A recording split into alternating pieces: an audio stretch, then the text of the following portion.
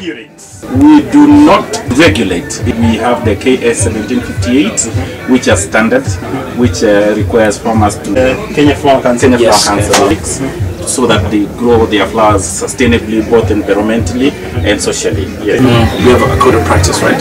So basically the government has given KFC the power to do certain audits, issue certain licenses, so they do not have to go through HCDA and other organizations.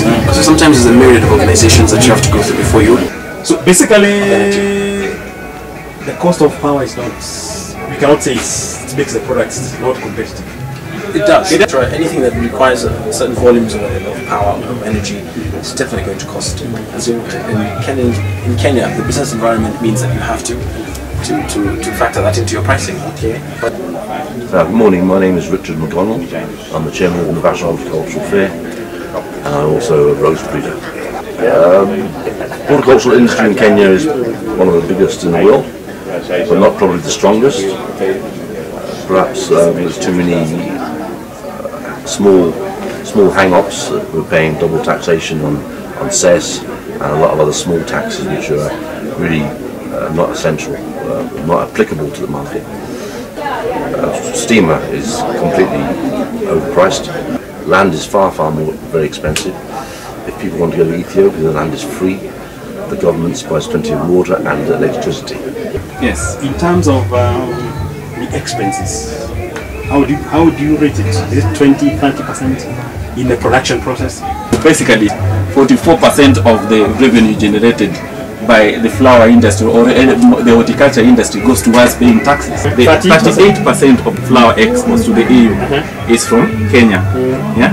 But we are facing very stiff competition from countries like Ethiopia, Ecuador and Colombia.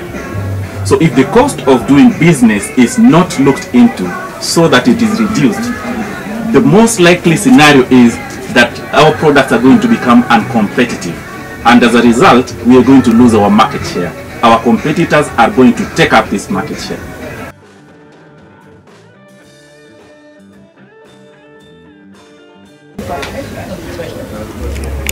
It's 4 Kenyan partners. The first is the Water Resource Management Authority, or WARMA.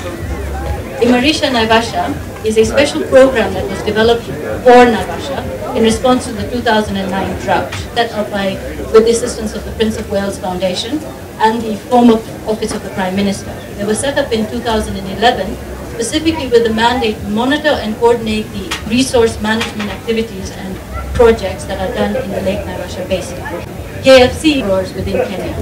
So the reason obviously we have Kenya Flower Council is because Naivasha is a key floriculture production area. And Kenya Flower Council is the private association of the flower growers within Kenya.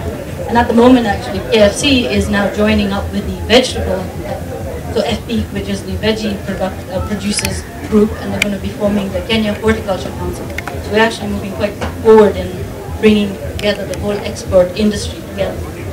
And lastly, of course, is us, WWF Kenya. And obviously our focus is conservation, so we're interested specifically in conserving the water resource.